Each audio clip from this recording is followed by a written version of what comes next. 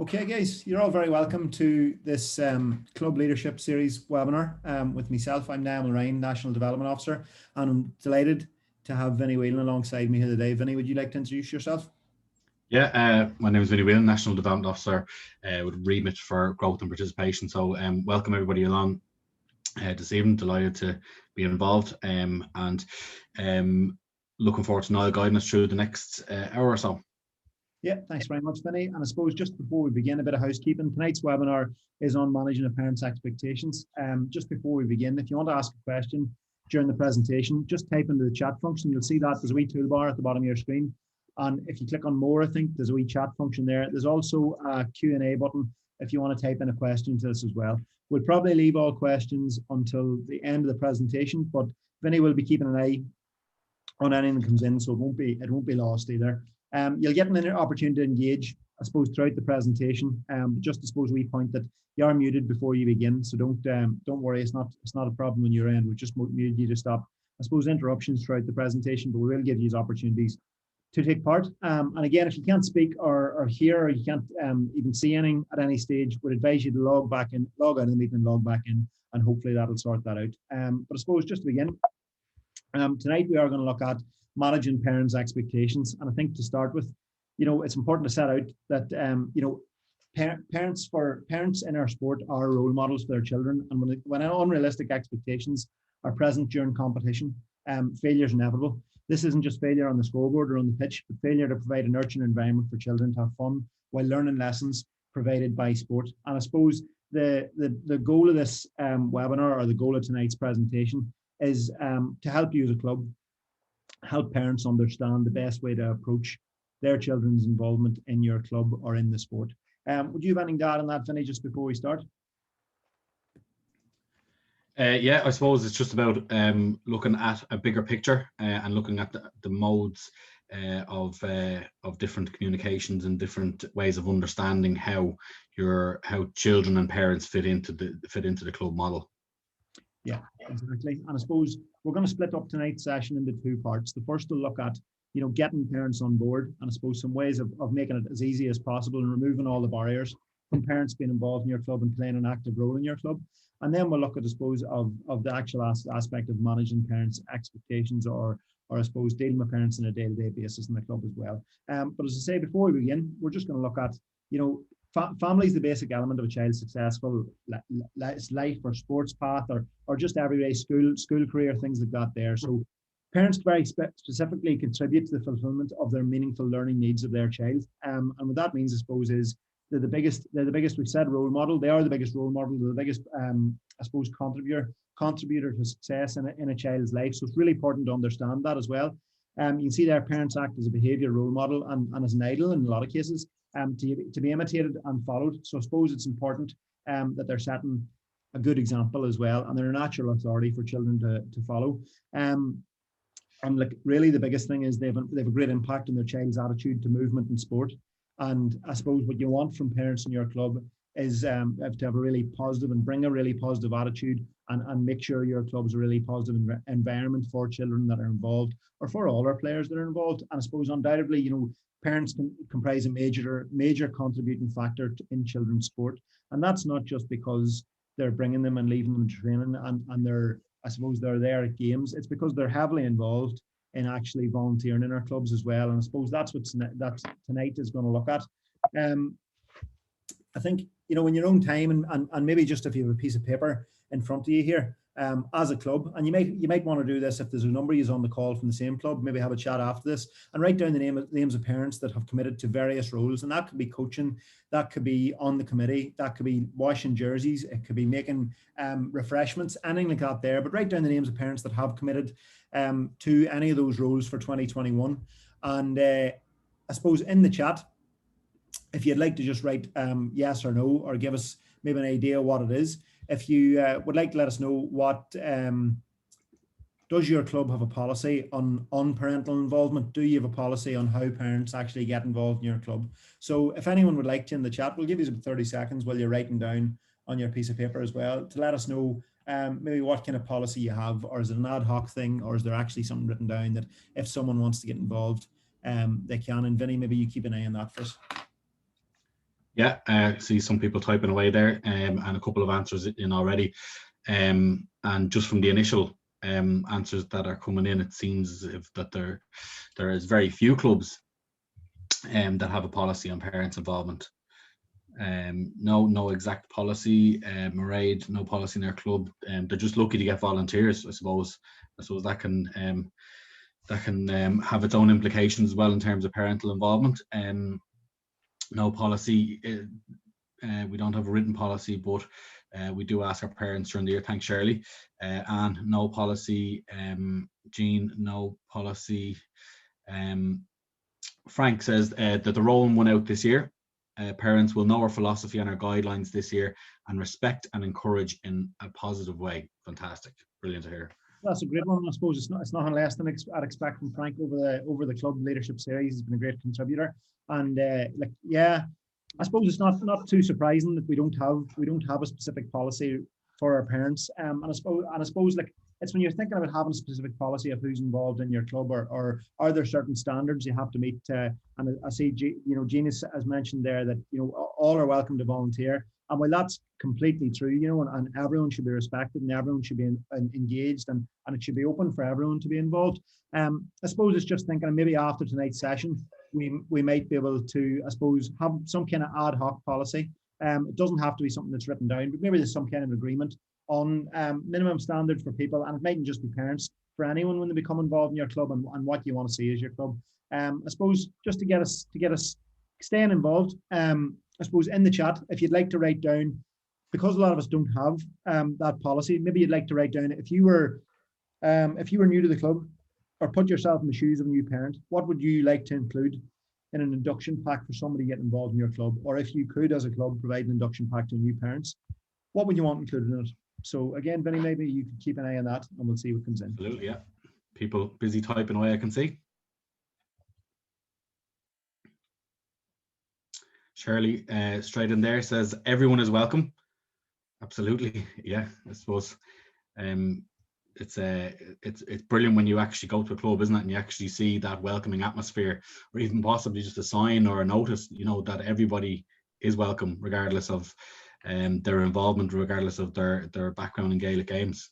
Yeah, I couldn't agree more with that. Like even the fact that you're putting it out there that everyone's welcome is really, really positive and really, really good to see. Because people are shy enough at getting involved. So even putting it out there, no matter what kind of skills you're bringing this, we're welcome and we're opening you in. Yeah, definitely. Anything else, Vinny? Couple still typing away there, I can see. So Kieran is in there. And we would like to welcome all parents and have a number of people already involved go and welcome the new parents. Yeah, and I think that can be, we'll get to that in a wee second, I suppose, with getting parents on board, but having somebody responsible for, I suppose, welcoming new people into the club and welcoming especially parents, and maybe even taking time to actually chat to parents about getting them involved. Definitely a good one, yeah. Frank is in there again with another very valuable contribution. Players playing at their own age group need to look at the bigger picture, developing players and retention through enjoyment and strong work ethic. Yeah, a good point as well. I suppose maybe when you're thinking about an induction pack for new parents and new volunteers, it might be going a bit deep into it, but it can be something you could mention that's a policy on your club, that everyone plays at their own level, everyone gets a chance. Definitely something that parents would like to see, I suppose. Yeah, Niall is in fixtures, training times and days, club policy around playing times for players, club values and aims, areas where volunteers are needed. Yeah, and that's one of the keys to success in this, is that imparting of knowledge or imparting of information of here's our times, here's our training days, here's our policy, here are our club values and aims, and this is what we are, and here's what we're about. Yeah, I couldn't agree more with you again. Like, and that's, I suppose, that's the type of stuff parents are looking to know. When is training on? When are the games on? If I can get involved, what do you need? What do you need to help out with? Is there anything I should know? Is there a contact for anyone I should know? I see a couple more just there, Vinny, like even child protection policy. Yeah, certainly. If you're going to go something maybe more than a one pager, yeah, have the policies, the relevant policies for parents there saying this is the type of club we are. This is the standards we're setting. Definitely. Shirley, I see there's put a route in. Definitely a good one as well. Even just letting people know the type of jobs you can get involved in.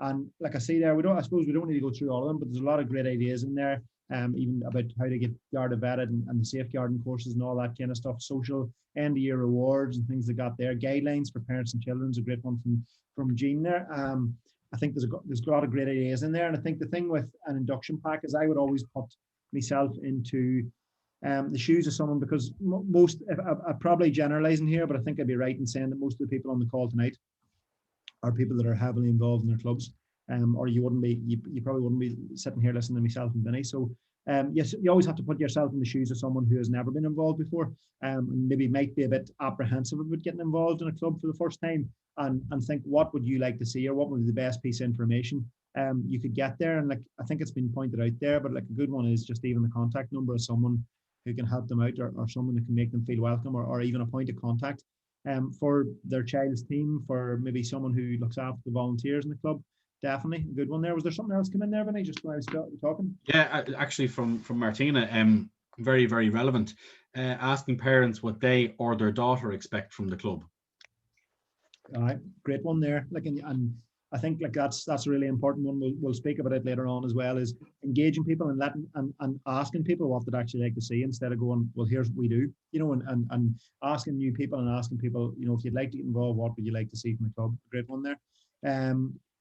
I suppose the next question for us then, just we're going to keep these engaged here, is, engaging with parents is essential, because they're always going to be involved in your club. There's always going to be parents involved. So I suppose, how can you improve this in your club to entice them to become involved actively in your club? So what kind of things can you do to engage with parents, to get them to come on board? And I know there's been a couple of things mentioned already.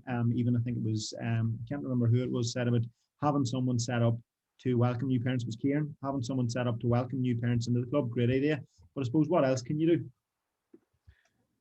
Frank is in tea and refreshment night, face-to-face contact. Yeah, putting the face to the club, and face to the coaching team, face to everybody becomes familiar, so there's no barriers there straight away.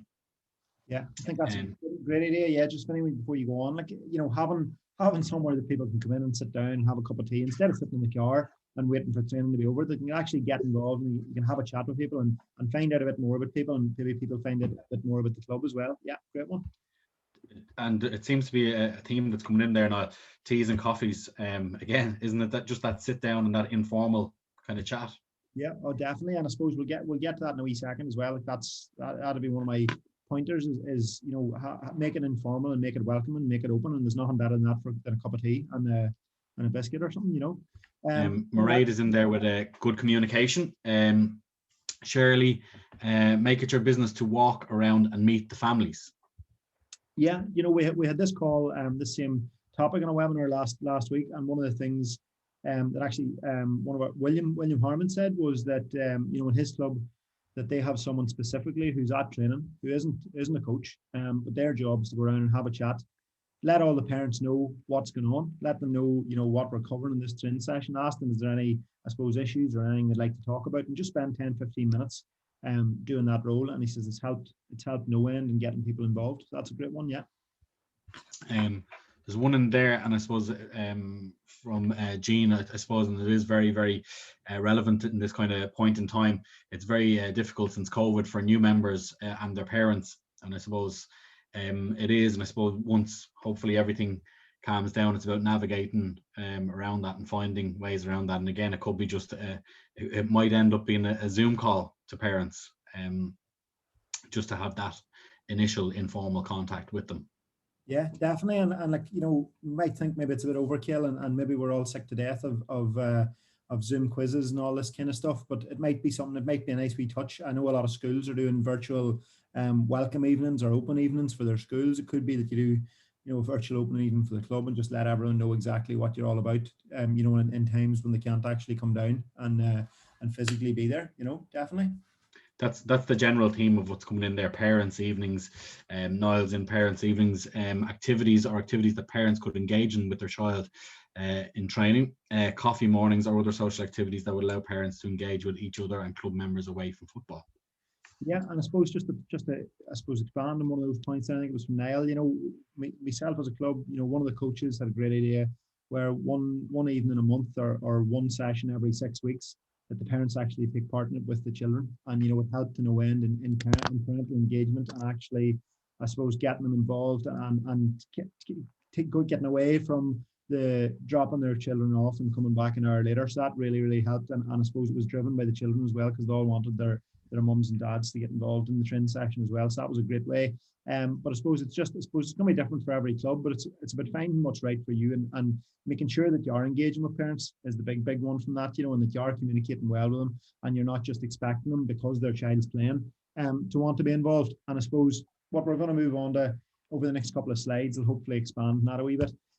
So getting parents on board, it's really not, there is no magic formula to this. There's no one size fits all. But I suppose over the next couple of slides, I'll hopefully be able to give you a couple of pointers and tips maybe that might help on that. So first things first is, welcome people in. I spoke about it at the start, be opening. People need to know, and especially, parents need to know that they're going to be welcome if they get involved. So you have to create a welcoming environment. You might frighten people off by giving them jobs to do, as soon as they turn up, and maybe the thought of a lot of responsibility or the thought that they're going to be stuck taking the under 10s every week for the rest of their lives might scare people off. So make sure, spell out, I suppose, that you understand parents are busy, and that you're going to break up any kind of work that you're going to ask them to do into small tasks, that you're not going to be asking them to do something or asking them to get involved in something that's going to take over their life as well.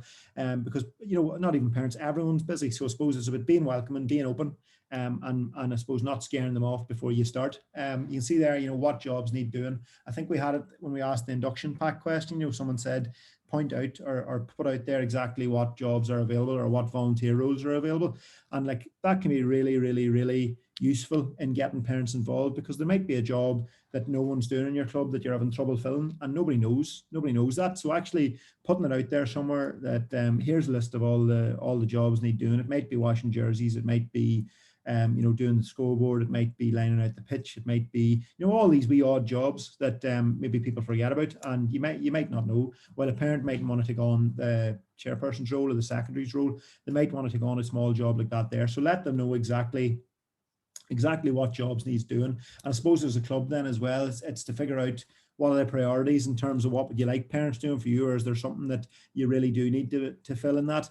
And then I suppose it's communicating that as well, getting it on your social media, if you have a newsletter, if you have a weekly club note, something like that there, put it out there and be clear, I suppose, in that same as the welcoming one, be clear about exactly what the responsibility is, exactly the time commitment, and I suppose what the job would be. And then I suppose the last one in terms of getting them on board to start us off is find out a wee bit about them. And again, find out, you might have people in your club or parents in your area that maybe aren't involved in the club, but might have great skills to be able to help you out as a club. And you're not going to know that unless you actually go and chat to them. So it's back to that there, the parents' evenings, the talking to them at training, having somebody responsible to actually go out and actually talk to parents. You might find out that somebody has all these skills and they're not involved with you. And I suppose that's a great way to figure out how to get people involved as well. And like the big thing with that is not to be too overbearing, not to be too pushy about it, very informal. Like the tea and sandwiches, the tea and biscuits thing is a great place to do something like that there while training's going on. And I suppose keep it casual and don't interrogate them. It'd be the big thing about that one. I don't know if you have anything to add on that one, Vinny. Just as I was taking a sip of my water. Yeah, I suppose like some of the best club people that you would ever come across are maybe not club people, so to speak, that they may not have played with the club, they may not have had a great family tradition, they might be new to an area, but again it's about having that informal chat, that dialogue. What are their skills, find out about them, and what's their passion. I've seen it across multiple clubs at this stage where it just takes that one conversation to have with somebody to find out that they have a skill that they can bring to the table, be that whether they're working in a laundry facility that they can do jerseys or bibs for.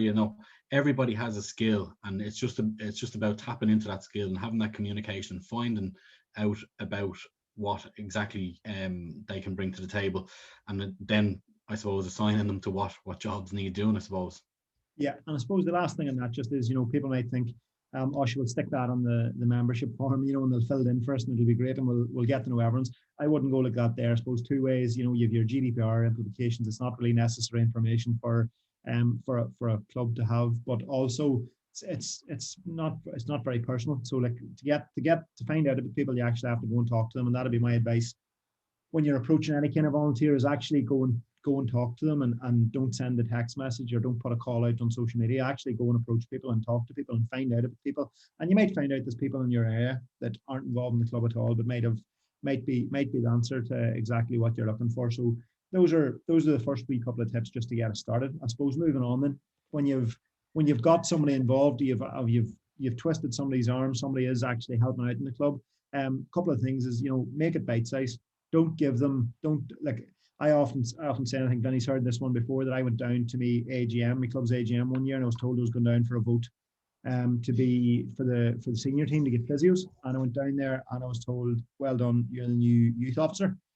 So much to my surprise, and you don't want to do that to new volunteers. You want to give them a wee bite-sized task that's easy for them to accomplish and is enjoyable. So make it small, make it something that's very achievable. And I suppose people can be very easily scared off if they're given a massive lot of work to do, if they're given a big job to do on their first jobs. And it can be very easy, I suppose, to put a guilt trip on parents, and just say, well, your child's playing with us, so you have to do this, or it's everyone's turn to do this. Make it I suppose the other thing then is, I suppose, be flexible, to everyone's circumstance. You don't know the specific circumstances of people's work patterns. Maybe, even are they around all the time? Maybe they're only seeing their child every other week, or something like that there. So if someone can't stay for a full session, if somebody can't, make a meeting, if somebody can't, if they can't do something on a specific day or a specific time, I suppose be a bit flexible. And it's back to everyone being welcome, everyone being useful, and if everyone that's willing, there is a job for them. And I suppose just the thing about keeping it small and keeping it bite size as well is, give them the key to people coming back and helping out and volunteering on a prolonged basis is to give them a good experience and give them a positive volunteering experience the first time they do it. So give them a job that's going to be enjoyable, give them a job that's going to be fun, and give them a job that they're going to be able to do. And maybe tips on that, but make it a wee small task, and then once you've got them doing a small task, you might give them another small task, and suddenly they're the youth officer. So there's a couple of wee ones on that. And Vinny, would you have anything to add on that one? Yeah, I suppose, the phrase going back to many hands make light work. I suppose if you can create that environment or that culture within the group of existing parents that they all not are assigned a task, but they all have assumed the task. Any new parents that come along, it almost, without being mandatory, becomes an expectation, and it might come, it might come from within the group of parents that they might say, we do such and such for the group, or they do this or they do that, would you like to take on this kind of bite-sized task to start off with? And that's, I suppose, how you can build that culture within the group of parents, rather than dragging them all in one night and saying, you're doing this, and you're doing this. It gives it more of an organic feel. Yeah, and that's a great point there as well. You do want to, same as with a team in the pitch, you want to build a culture of people helping out and people getting involved, and it's all about making it a positive experience for them as well. So very good point there, Vinny, again. I suppose the next tip then is, if someone is getting involved in your club, buddy them up with someone who is actually maybe actively involved or a bit more involved. I know when we talk about getting volunteers involved, we often talk about a volunteer coordinator, because my feelings on, I suppose, getting volunteers to help out in our clubs, it's one of them jobs that is left to everyone. So in actual fact, it's left to nobody. And it's the same with making new volunteers, and especially new parents, welcome into the club, and making sure they're having, I suppose, that positive volunteer experience as well. Is, if there is somebody experienced, whether it be a coach or someone in your committee, buddy them up and say, look, there's Mary down the road. If you have any issues, give her a shout. And here's a contact number, and make sure you have maybe a team of people in the club that are willing to lend that hand as well. It can be very easy for again the likes of ourselves, who are very involved in I suppose the sport, to just assume that everyone wants to be, and everyone knows exactly what's going on, and everyone knows exactly what they should be doing. But for new people, it's very hard, and it's very, I suppose, it can be a bit daunting. So buddying them up with someone who maybe does know what they're doing. Same as when an apprentice starts work for the first time, they need to be taught, or they need to, I suppose, be guided a wee bit. So buddy them up with someone, and reassure them then that there is support available within the club, and that's the kind of atmosphere you want to build in the club as well. And I think Vinny said it best when he said culture. And having a culture of people helping each other out can be really beneficial for your club as well. And then I think the other thing is, don't forget about the social side of things, because we are all community clubs. We're based in our communities.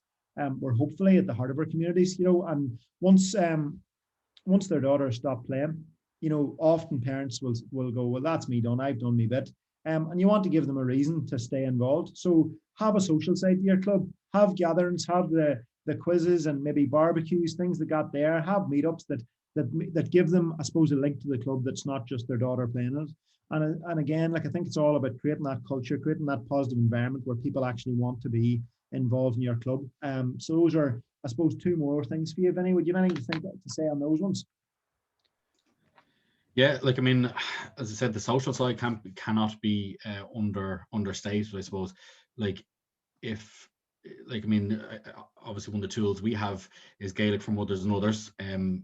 Our program for ladies over the age of 25 who are not registered players. And for instance, if a parent was there and they had no experience playing football, it's a very, very enjoyable social non-competitive aspect to ladies football, that they can be socialized into a group within the club, and it doesn't have to be the parents group.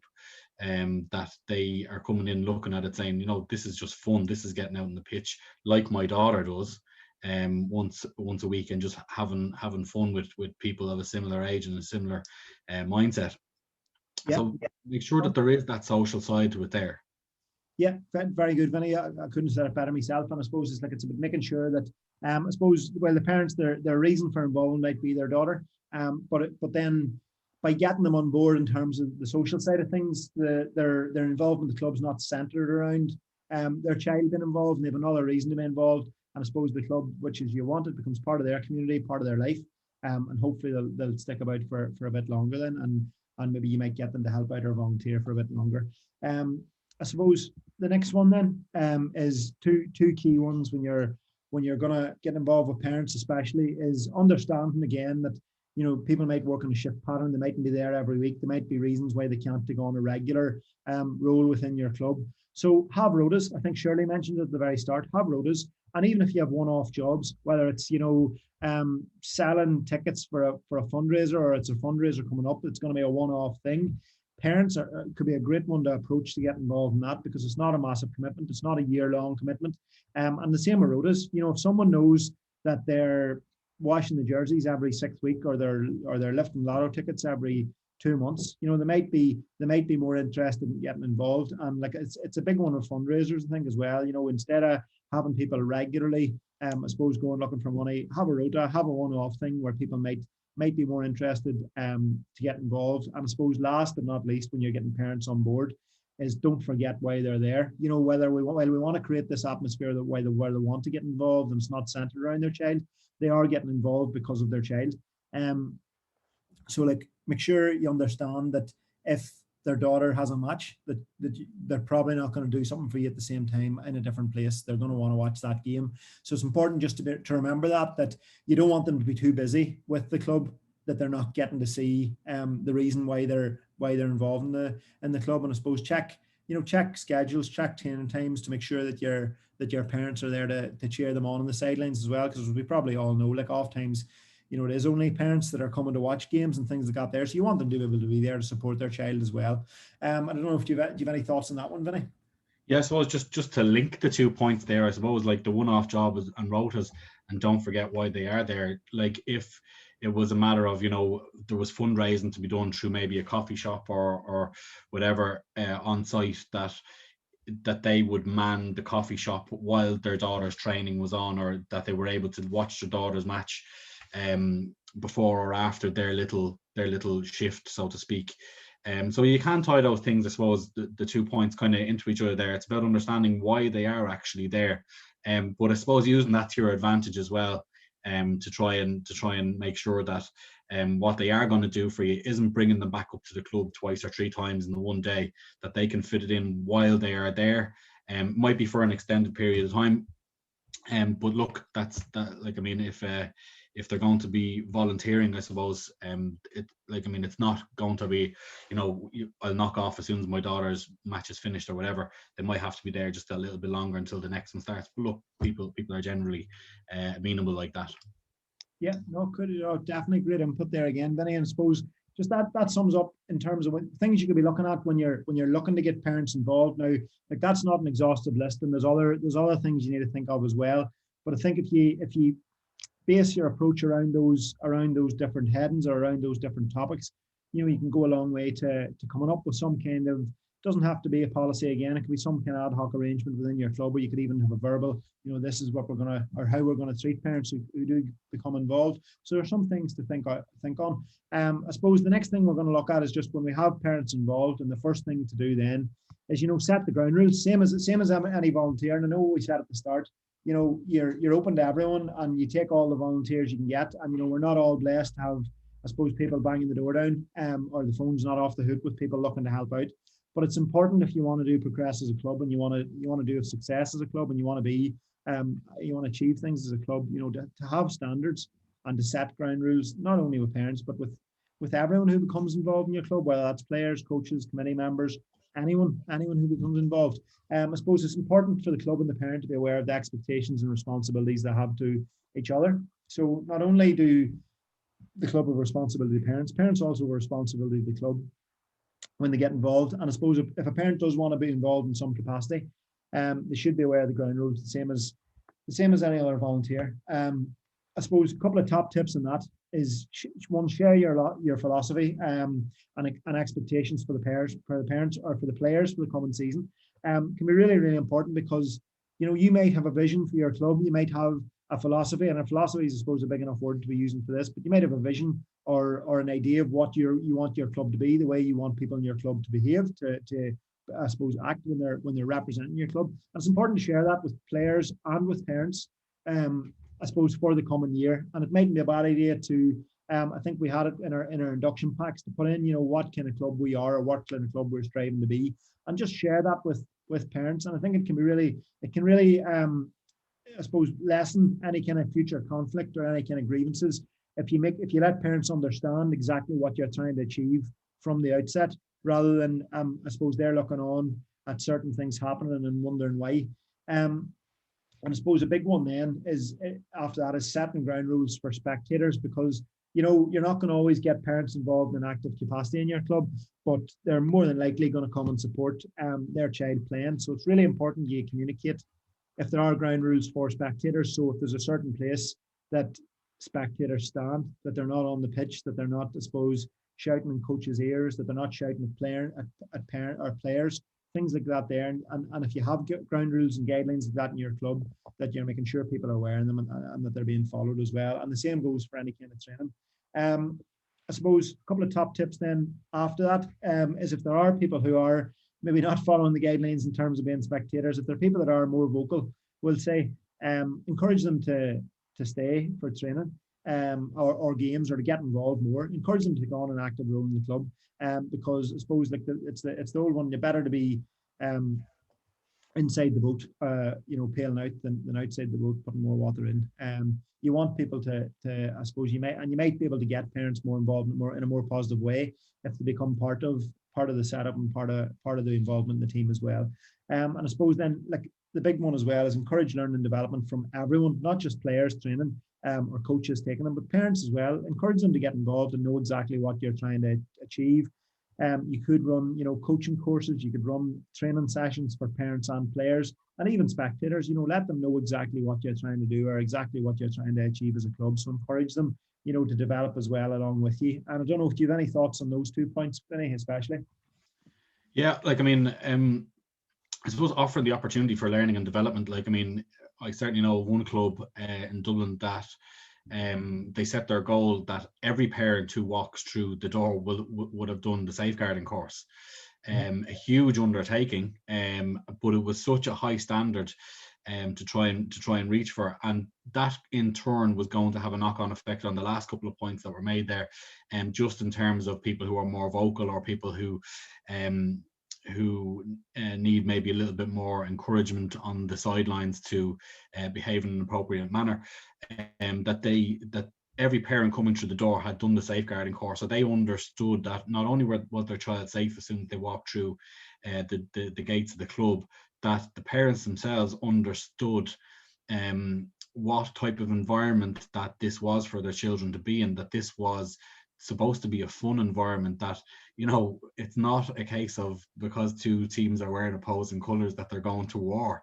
That, you know, a club is a place for fun to take place and for play to take place.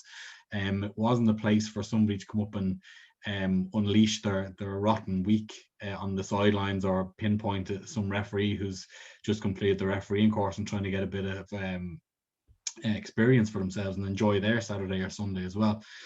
So I suppose offer those opportunities, whether it be for them to get involved through Ready Steady Coach, or to maybe take it on, do a fundamentals, or maybe that safeguarding route to go down.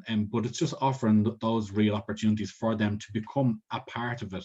So they're not on the outside looking in going, I could do that better, or that should be done that way. That they're in it, and they can affect change if they want to affect change. Yeah, and again, you've hit the nail on the head there, Vinny. Like, you know, we I suppose everyone on the call tonight understands the type of environment you want to have your young players playing in. Parents mightn't understand that, and I suppose, like, you've made a good point there, that it mightn't be the players or the coaches that are hearing it. It could be a referee or another volunteer, and it's not something you want young players to see. It's not something you want young players to suppose copy either. And it's about communicating with your parents, or communicating with supporters, or whoever it may be. And a lot of this stuff does, I suppose, is relevant to just everyone, not just parents. But I suppose it's about educating people and letting people understand that what is acceptable in your club and what's not. And like, you've made a good point there about the safeguarding, but it's about setting standards. And, like, you know, we can all say, well, we can't get people to help out, and we can't do this and we can't do that. But with the people that are there, we should be setting standards, and it should be a high standard, you know, for whatever that means to your club. It should be a high standard, because you want the best for your players, for your coaches, for your volunteers, you know. I suppose just moving on again, like, what we talked about expectations there previously, and I suppose we've compiled a wee short list on what kind of expectations the club should have and the parents should have. So, like, parents, or the club's expectations of parents are, you know, to transport their child to and from training or matches, to help them learn the basic fundamental mechanics and reinforce these at home. And basically what that means, you know, to simplify that down a bit, is you want parents to be encouraging your players to practice outside of training sessions, because I'm sure we all know, you know, an hour a week or 2 hours a week isn't going to really, you're not going to see a lot of improvement there. So it's about, I suppose, as well, reinforcing the culture of the club at home, reinforcing their love for the sport at home, and making sure that it's, you know, that they're encouraging their children to get involved in the club and the sport as well. Like, a big thing, you know, with any club, it's about setting standard as well, that you're expecting people to arrive on time to meetings, training, games, all that kind of stuff, and reinforcing the good habits in their child to even be on time for things like that as well. And then, I suppose, lastly, is exhibit positive behaviours at games. And I think we covered that a second ago as well. And, like, just to go on to the thing about games, you know, you don't want things that are you have expectations for acceptable behaviour during trains and games, aside from the things that you would expect of parents. And those include, you know, remaining in the spectator area. So if that's outside the wire, if it's in the stand, no matter where it is, that they're going to stay, that if they see a decision they don't like, that they're not going to jump the wire or come on and shout at the referee, or shout at the coach, or God forbid, shout at the players. You know, don't interfere with the coach is another one. Express encouragement and interest to players, you know, is a great one. You want your parents to do, and you want your parents to be positive as well around when they encourage players. To lend a hand if the coach or official asks for help, because, like, I'm sure we all know situations where maybe a coach has maybe been under a bit of pressure during the training session, and, like, you know, for parents to step in can be a great thing for a club as well when they're asked, and lend that bit of a hand as well. And I suppose, lastly, but by no means leastly, you know, don't make any abusive comments to players, other parents, officials, or coaches of either team. Like, and I think a lot of them speak for themselves. In terms of expectations, then, from the parent of the club. Like every parent that gets involved with a club wants their players to be or their child to be treated fairly and consistently. And like parents, people aren't stupid. If they see their child maybe getting subbed off every game or getting subbed off at the same time every game, or maybe not getting consistently not starting on the team or consistently not getting game time, well, they're probably going to have an issue with you, and you couldn't really fault them for that either. That criticism will be focused on the skills of the game and on the game and not the child. So that if they see something like that going on at training, they're not going to be happy either. That the club will communicate regularly with parents about schedules, home practice tips, especially at the moment. We see a lot of people doing online stuff, videos and social media, that kind of stuff, and having tips on that. Helpful suggestions. Even if there's equipment, if there's anything you're getting for children in your club, that you're communicating that with your parents as well. That the club will help players grow and mature in individual achievement, self-esteem, teamwork, and group support. And like, if you talk to any parents, like they'd probably pride that above a cup or a medal. That you're helping their child develop as a person as well as a player. And that the club will focus on doing your best, not just winning. Like, and I think again, like, whether it's nice to have trophies and medals and cups and all that kind of stuff, like, that people are involved in sport to develop themselves and develop their skills as well, and that it's all about that as well, and ensuring that it's not win at all costs, that it is about developing your players and developing your people. And I don't know if you have any thoughts on those, Vinny. I know there is going to be other things that there's going to be other expectations, but I thought those are the most relevant maybe. Yeah, absolutely. And like, I mean, the expectations, I suppose we're talking about a kind of a two-way system of expectation there, aren't we? From parents to club, from club to parents. And I suppose, like, I mean, I have come across maybe situations before, and I remember one particular where a coach was, he was so into giving everybody equal game time.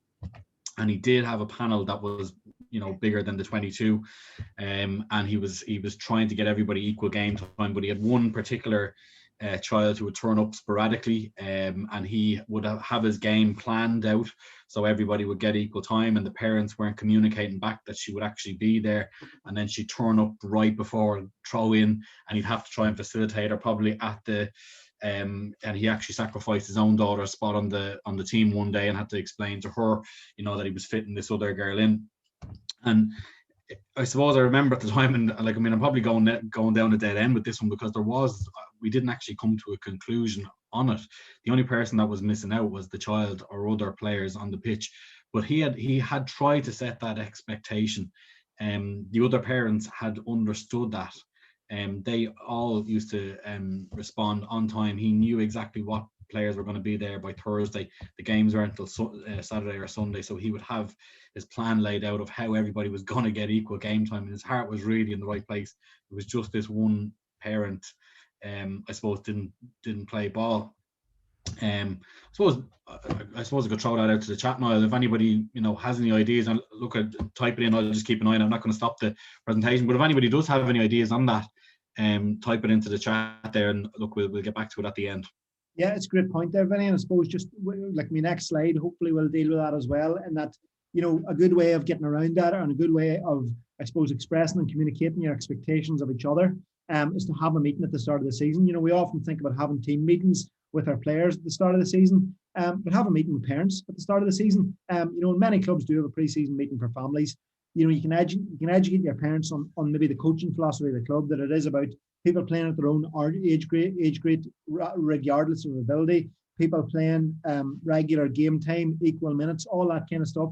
You can educate parents on exactly what kind of club you're about, and I suppose you can educate them on how they can get involved and how they can play their part in being involved in that as well. And it might be about attend sessions regularly, just giving the coaches a heads up that someone's going to be there, communicating back about player availability, things that got there. So definitely that can be one way around it. And I suppose, to be sure, at that kind of meeting as well, be sure to highlight your code of conduct and ensure that all your parents sign it. We do have a code of conduct for youth and with ourselves, the GAA and Camogie, and it's important that your parents are aware of that and they sign up to that, as well as your players, as well as your coaches, and remind parents that they play a part in creating a beneficial experience for all your young players, not just your own child, that they're here. It's about everyone, and it's about developing everyone. It's about everyone being involved and everyone feeling welcome as well.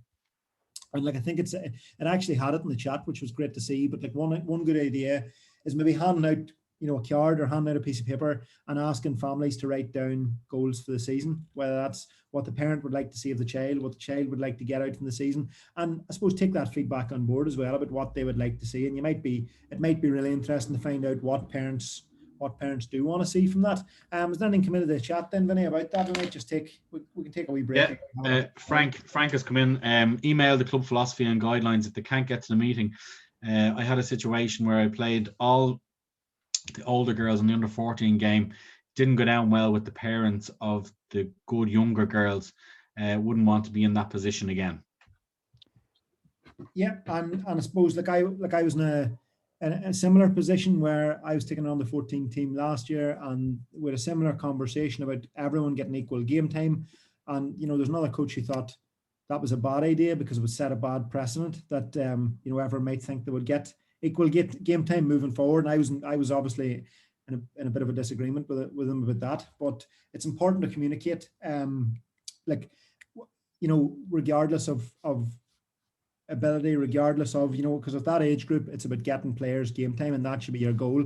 And like we're not out to win All-Irelands and under 14 level. We're not out to win. We're in it to improve our players, to keep them involved in the sport. And I suppose, like Frank, that's the communication you should be putting out there to parents on that front, I suppose. Brian has come in there. Fantastic contribution. Always meet with the parents on the first training session, communicate what they can expect out of us as coaches, welcome them all, and guarantee no matter their child's ability, they will get loads of game time. If you've one team, 28 girls, the coach should organise at least 4 to 5 friendlies to ensure all the weaker girls play full games. Yeah, well, look, I suppose the thing to answer that is, players only improve by playing games. So, like, the big thing should be, if you have that size of a panel, it should be getting as many people as much game time as possible, or getting everyone as equal a game time as you can possibly do as well. Yeah, a good one, definitely. Yeah, I've never seen anybody improving by standing on a sideline.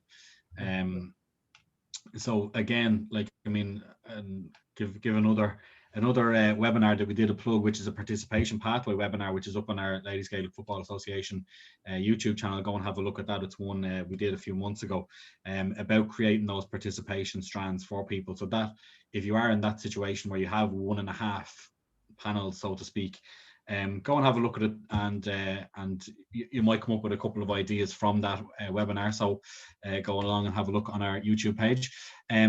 Frank, parents are more competitive than the players at times, unfortunately. And Brian, kids pay €55 not to sit on a bench. Yeah, absolutely. Yeah, definitely. And like in Frank's point there, it's about educating people. It's about, I suppose, sharing your vision, your philosophy for the club. And people can be, and parents especially, can be very, very competitive. And like it's about understanding where you're trying to get to. That if all you're interested in is winning the under 14 league or championship, well then that might be all you do. And where really you should be more interested in creating good people and good players and developing people through your club and keeping people involved with your club as long as possible. Like and I suppose just on the last point there, Brian's made a good one.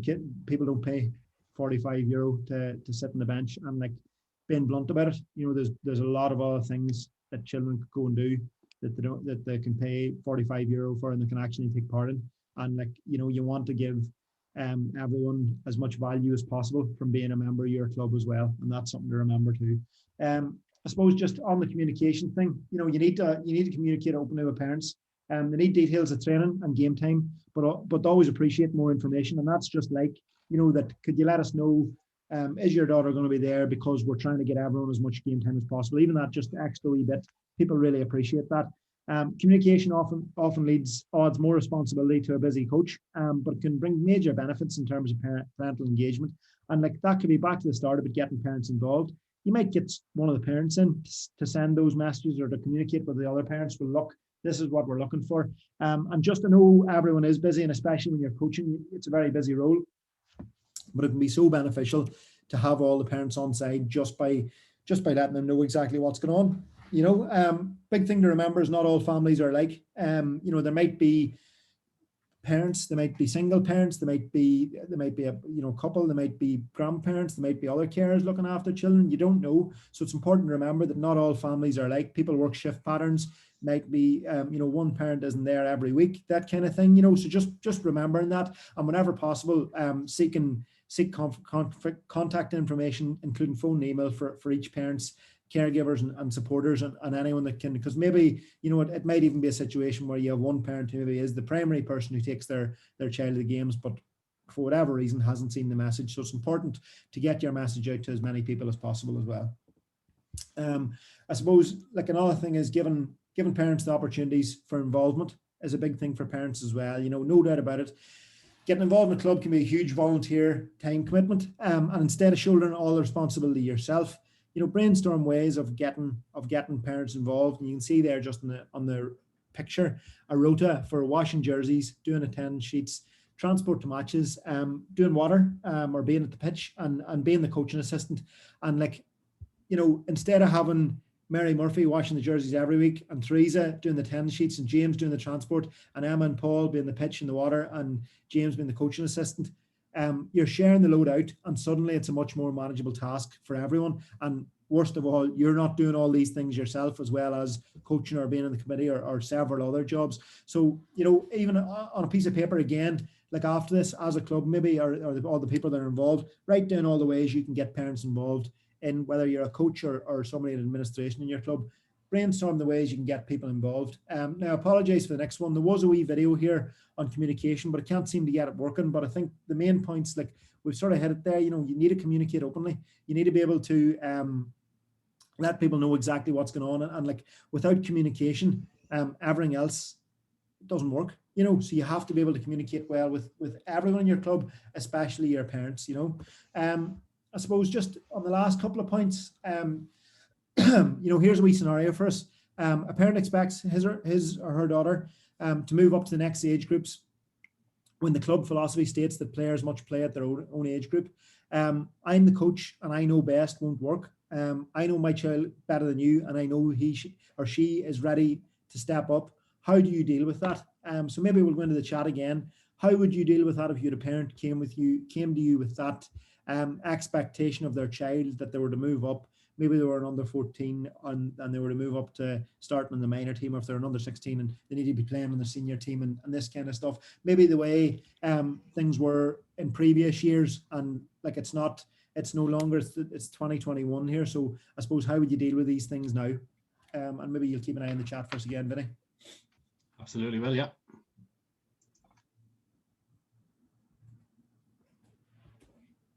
Plenty of people typing away.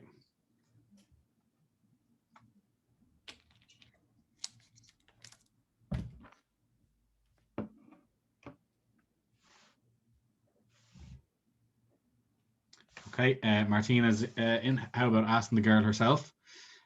Brian, we've had this problem. What we did was this: the child must play at their own age group first. Then, if the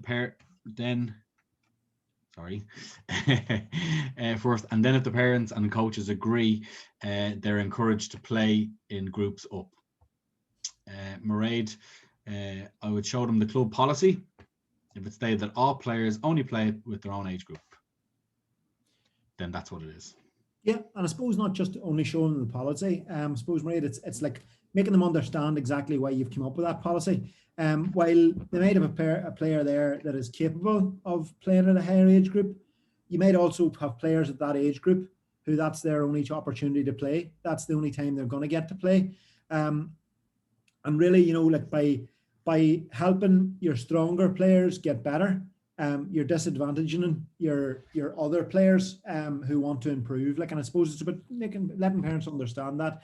And I suppose again, it's about that communication piece, and letting people know exactly what the club's stance on these things are before it becomes an issue, or before it becomes a conversation you need to have. Frank says no exceptions, no matter how good they are, even if you lose them.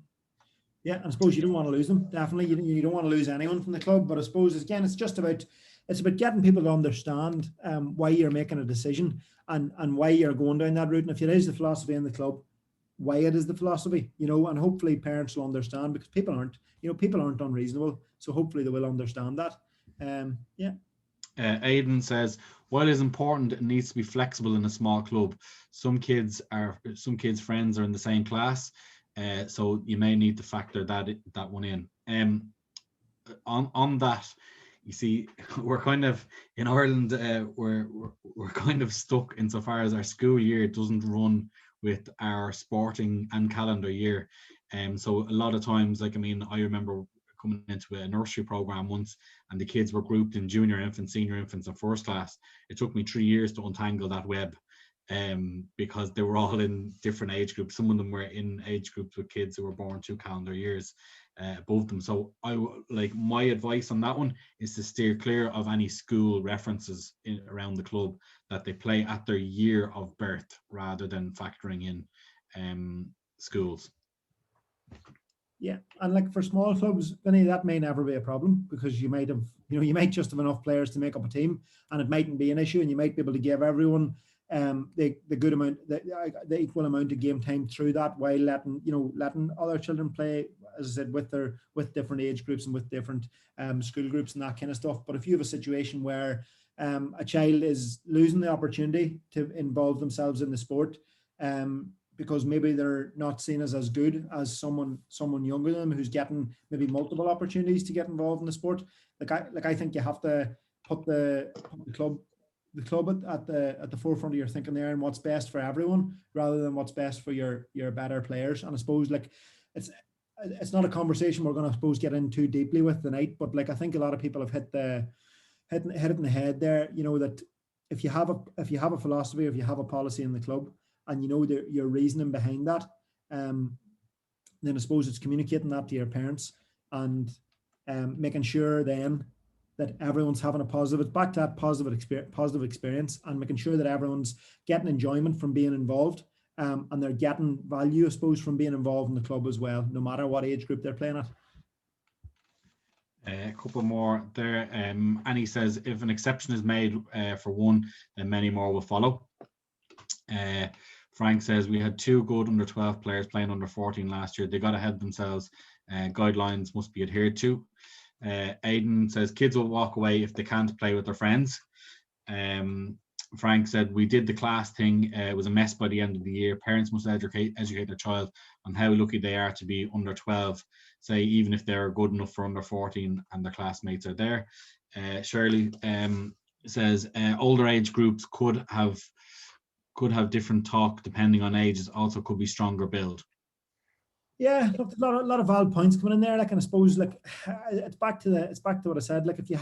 If you've agreed a policy as a club, and you feel this is the way you want to go, and it is that everyone plays at their own age group, and that is the philosophy in your club, and your reasoning behind that it's not just something you've decided on a whim, and that's the important thing. The reason why you're doing it, and it's to give everyone maximum opportunity to be involved. And if you're not about win at all costs, you're about developing your players. I suppose I'm trying to think, it was Annie said it, if you do make an exception for one player, then you have to you can't really treat anyone differently. Then you can't treat everyone else who wants to play up differently. And if it is the policy in your club, and it's the reason, you have your reasoning down why you're doing that, it's about communicating that to your parents. And like Claire said it there at the meeting at the start of the season, explain it, and it'll avoid it before any of these discussions have to happen. And I suppose on the point of people quitting because they're not playing with their friends, I think we've done a lot of research, we've done a lot of studies, we've asked, somebody said at the start, ask the child, we've asked the children, and their biggest reason for being involved in the sport is because they enjoy it. So it's about making sure if they're playing, they are enjoying it, and they're getting a good and a positive experience from being involved, no matter, I suppose, what age group they're playing at. And that goes right up to senior level, I suppose we have another wee scenario here, just to keep you engaged. There's some great stuff coming through the chat. Do we have it here? So a parent disagrees with the club coach because his or her daughter was not named on the starting 15, and you can see the quote there. I'm the coach, I know best won't work. I know my child better than you, and I know she should be starting. She's better than the other players. How do you deal? How do you deal with that? Again, so back into the chat again. How do you deal with that? It can be a tough one as well. Vinny, do you have any thoughts just before we say anything into the chat? Again, it goes back to a previous point. It's communication, isn't it? And helping people to understand the policy. Again, the rules of the game, that only 15 can be on the pitch at any one time. But here is our strategy for getting your daughter equal game time. Here is what we are going to do to facilitate her today. Yep, and I think it's back to the parents' expectations of a club. They want their child to be treated fairly, and they want them to be treated consistently. And if there is one player that is consistently not starting, or consistently being the first person subbed, or consistently, getting less minutes than anyone else, I think maybe the parent might have a point there, and it's important to listen to them. Now, if you're doing all you can to create a positive environment for your players, and create that positive environment where everyone does get, I suppose, adequate and equal game time, and that you're not just picking the same players every time. I suppose maybe in the chat, how would you deal with it then if you're doing everything you can to make sure everyone's getting a fair crack at it? How would you deal with it then? So maybe we'll see if there's anything comes in. But it is, you're right. It's about that. It's about communicating and having your reason for what you're doing, and being able to communicate your reason for it. People typing away at the moment. Just waiting on one or two to come in. Okay, Mairead. As a coach, I often keep a few positions whereby every week a different person starts. I kept a record of which girl started first every game, and everyone was happy. Transparency, communication, brilliant. Yeah, and I think it's a great, it's a great one there as well. And the only thing I'd say about that is we can sometimes fall into the trap of always starting our best players as well, and our best players at 12 and 14. And this isn't a coaching webinar, so we'll not get in too deep in this either. But our best players at 12 and 14 mightn't be our best players at 18. And here's the thing of only keeping a few slots free and keeping the same, our best players on at the all the time, is that you're setting them up for failure as well. You're not really doing them justice, because part of life is not always being the starting player, or not always being the main person. So rotating all your players and letting them understand, letting them learn, that everyone gets their chance, and it's not just you have no, I suppose, God-given right to play every week as well. It's a big thing as well. Anything else there, Vinny? Frank says, only you know as a coach how much game time you have given. If a parent is right, then you may need to apologise and make sure you do give her more time. Absolutely, yeah. Yeah, thank you. You've made a great point there. Sometimes you have to hold your hands up, and if you're not doing, I suppose, your best, and you're not doing, what you said you'd set out to do at the start, if it was to give everyone the same amount of game time, and there is someone who is not getting that, I suppose sometimes you'd have to go, look, I apologize, and we'll make sure that it doesn't happen again, and we'll make sure that it doesn't happen in the future. We'll make sure everyone gets the fair crack at it, Jean says, communicate to the parent that the policy of the club is all players get game time. Yeah, definitely. And it's about that communication at the start, your players meeting, your parents meeting, making sure everyone knows what the policy is. In this situation, I suppose we're assuming that the players are getting the right amount of game time, and they're getting equal game time, and maybe this player here, if she's better than other players as the parent thinks, maybe she's starting on the team, or she's in the first 15 quite a bit, and this is maybe a one-off. And I suppose in that situation, it's about communicating. Well, look, we do rotate players. We make sure everyone gets a chance at someone else's chance this week, but we'll make sure that this person or this player gets, does get game time as well. So definitely, there's a couple of ways you could deal with. I suppose just moving on, when it comes to the parent-player or the parent-coach relationship, never say that coaches deal with parents. You partner with them, because both are here for the best interest of young athletes and their kids specifically. So I think that's a great quote there. You're partnering with parents. You're not fighting them, or you're not dealing with them, or you're not against them. We're all here for the same reason. We're all here to get the best for their for their daughter, and for their daughter when it comes to playing the sport. So that's a great way to think of it. You're partnering with them, and you're trying to get the best result, and you're trying to work together to get the best for them as well. And I don't know if you have any thoughts on that one, Vinny. Yeah, it's a collaborative approach. Again, it's about that understanding that we are all here for the one reason. We've all come to this one venue in our community to have fun, to play, to watch our daughters and our kids run around and enjoy themselves and achieve and learn. And it's about both parties understanding that, because I think we've all come across the coach who was in it for the wrong reasons, who wants to win under 14 championships, and nobody will ever remember that they won that. Or is it about creating that community where all of your players, be it that they are playing on development squads or they're extremely talented, or that they're just really starting out and they find executing the skills of the game quite difficult, that they all get up to adult level and they all play well into their adult years, and then they all go on and play Gaelic for mothers and others, and they all join club committees and contribute to the community. And it's that pathway that we should all be there for. So it's about partnering up in that parents and coaches and club officials understand we're all on the one team here, and it's our players' team. That's who we are behind, and that's who we want to see progress. Yeah, great point there, Vinny. Again, I suppose just moving on. It's easy for a club to get defensive when parents complain, and like that one there, why isn't my daughter starting, or why isn't my daughter playing, that kind of stuff, or needs to move up in age group. It's easy to get defensive, but I suppose when parents complain, aim to listen to them, aim to listen to their concerns. Chances are that managing a parent's complaint will be part of your experience, whether that's as a coach or a committee member. And once you have clear guidelines in place for your club and teams, they're easier to manage. So once you have guidelines, once you have a philosophy or a vision, or you have a way of doing things, and you know the reason for that, and you're clear in your communication of your reasonings for having these guidelines, it's easier to manage them when people do have grievances or issues. And I suppose it's easy to be defensive, but you have to manage people with care, and especially parents, and at times parents can involve themselves in children's sporting experience in a non-constructive way.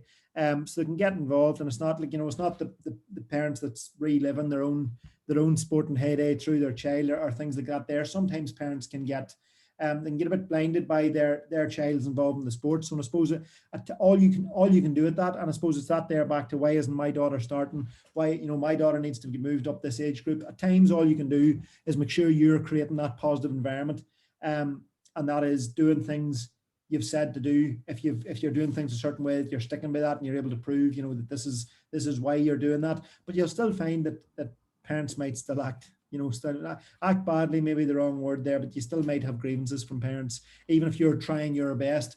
And I suppose if you need to have a difficult conversation with a parent, talk in private, but I would say make sure you have the conversation, that it's not left to fester, that it's not left, and if you need support, lean into other coaches or club officials or your committee members on your club for that. I suppose dealing with parents doesn't have to be difficult, and it's important to remember that parents are important stakeholders in your club. They're important people that are involved in your club, and your best approach is to be proactive. And then again, it's back to that communication thing as well throughout the year, making sure you're communicating with everyone involved. So that's parents, supporters, parents, everyone, whether they're actively involved in your club or not. I suppose a couple of tips on dealing with if a parent does have a grievance. If a parent's complaints surface, approach them with an open mind and an open ear. And that's the big thing there is, sometimes people want to be listened to, and if they feel that their grievance or their issue has been listened to, it can be enough for them sometimes. And it's important to remember as well that most parents just want their child to enjoy the season and support the team. But I think the big thing there is, you'll likely find that most people are reasonable, and there's a lot of there's not a lot of people that are unreasonable. People are reasonable if you have a reason for what you're doing, they will understand. And a lot of people just want to feel heard. But if an issue does escalate, it's back to the previous point about getting support from other coaches, getting support from other club members if you do have a bigger issue. I suppose just a wee slide on the different kinds of parents you can have in your clubs, the pushy parent or the supportive parent. And I'll let you just maybe take a wee second to read that.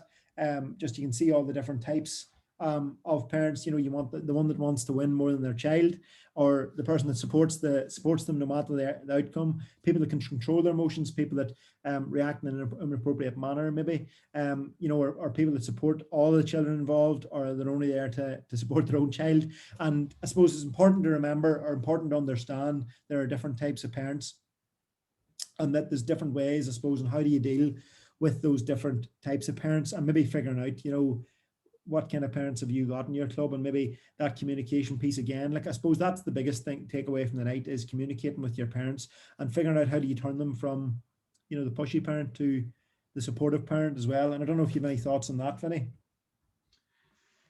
And again, it's a matter of communication, and communicating what your actual values are, and creating that culture within the group. And again, like, there is a slide in front of us. You know, it might be you know, up to the club to maybe post something along these lines around the club, that this is an environment, a supportive environment. This is not a pushy environment. When you step through the gates of our club, here's what we expect, here are our standards, and it's ingrained in the club through our guidelines, and through our policies. So, like, I mean, you know, a simple graphic like we have in front of us on our screens now, maybe just posted around the club, or you know, being a little bit more creative, the club bar might make beer mats out of them, you know, so parents actually see them in their social environment. Just little tidbits that you can do, you know, just to remind parents that of the environment that they're in, and it's not a pushy environment, it's a supportive environment, and here's what's expected. Yeah, definitely couldn't agree more. And there's a couple of free ideas for you as well from Vinny. So a couple of good ones. You could patent that beer mat one, maybe. With I suppose a couple of key things to remember, guys, like, and a couple of takeaways from the date, is that parents want the best in their children, you know, and that's like, it's really at the heart of everything. You know, parents are involvement in your club, is they want the best for their child. You know, if you use them right and use them correctly, they can be a key asset to your club. I suppose it's a ready-made group of volunteers for your club that can be your best supporters if you use them the right way. Give opportunities for them in a positive manner. Give them an opportunity to positively engage with your club. And like, I think we're sick of saying communicate there over the last half hour, but communicate with them, and that includes listening to them as well, and not only just grievances, listening to parents and listening to their feedback as well. And I suppose just one thing to remember, you know, you want to develop a culture and environment where parents have ultimate trust, that coaches care and want what's best for young athletes to get better on and off the field, and whether that's on the ball field, in the classroom, or in the community. And that's another quote there, like, and I think it really sums up what we're talking about for the minute. And maybe I'll leave the last bit if you have anything to add, Vinny. No, nothing. It's just a question that came in there from Anne. I think we addressed it already. Is if a coach has a daughter but never takes his daughter off, what's the best course of action there?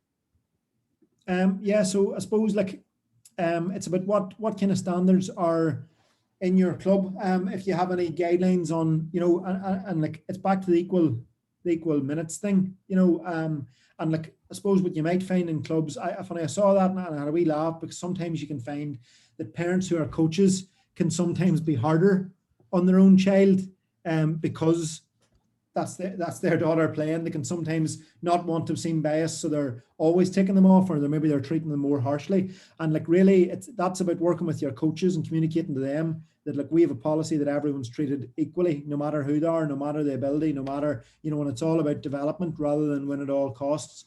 So like, that'll be one way you deal with that, is making sure you're communicating that to your parents and your coaches, that, and if a parent is a coach, that they understand that if they're getting involved, they're the same as a coach whose child isn't playing on the team. And it's about making sure that everyone's following the guidelines, you know, no matter who they are, whether they're from the coaching side of things or whether they're a parent, wondering what a coach is at, you know. I suppose just before we take any more questions, just thank you for getting involved tonight, and thank you to Vinny for facilitating that. And I suppose This will be up on our YouTube channel tomorrow or in the next couple of days. So have a wee look back at it as well. And I'd say thank you for being involved. And like, as always, stay safe and stay positive. I suppose, Vinny, do we have any more questions coming in the chat before we do wrap up? I have a few questions that did come in on the Excel, on the registration. Maybe we could go through them. I had a look at those. I think we've pretty much covered everything that was on them. I had a good read through them earlier on, and pretty much anything that was sent in prior to the webinar this evening, I think has been contained in the last hour or so. Yeah, even that last one, like, do clubs need to look at the parent coach role? Is it a good idea to have a parent coach just because their child is involved? I think we did sum that up with the last one. It doesn't matter who, I suppose, your coach is, as long as they have the skills to do the job and they're the right person to be taking the team and they're following I suppose, whatever philosophy or whatever vision you've set out for the club. Isn't that right? Absolutely. And if somebody is kind of refusing to take their own daughter off, or constantly starts them, they're doing their daughter no favors, as you referenced earlier on. They have to learn that they're not always going to be included in everything. They're not always going to win at everything. So they need to, you're building a resilience in children as well. That just because you might be in a position of mild privilege because the coach happens to be your parent, that you are not going to start at every game. That you will get on, and you are entitled and deserving of equal game time as everybody else, but you will be in this exact same rotation as everyone else. Yeah. Great stuff. We don't have any more questions. That's it. Yeah. I'll just say thank you and thanks everyone for taking part as well. And I think we'll leave it there. So thank you. Thank you very much. Stay safe, everybody. All right. Good luck.